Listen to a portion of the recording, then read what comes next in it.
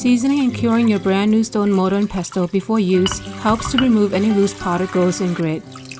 Start by washing the mortar and pestle with warm water and some mild dish soap.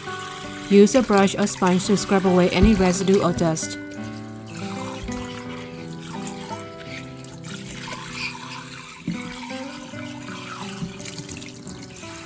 Rinse thoroughly and let it dry completely.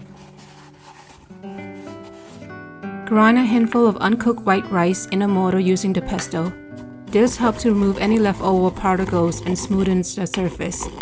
White rice works best since it's easiest to spot the grit falling off the mortar and into the rice. Grip the pestle with one hand and use circular motions to grind until the rice turns coarse ground, or for 5 to 8 minutes. Discard the ground rice and repeat this step until the rice remains white after grinding. Rinse and repeat as needed.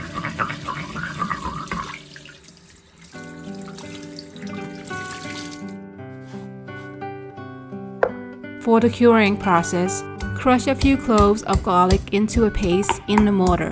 This helps in further cleaning and imparts a garlic aroma to the mortar.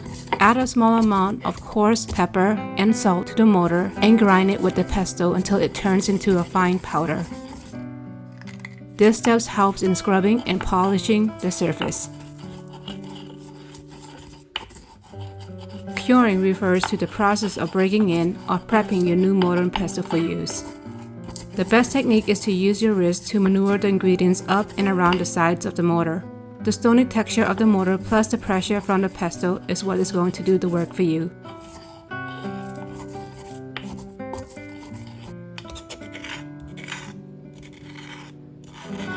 Your mortar and pestle is now seasoned and ready for use. Regularly grind ingredients like herbs, spices, grains will continue to build the patina and enhance the flavors of your dish. I hope you found that video helpful.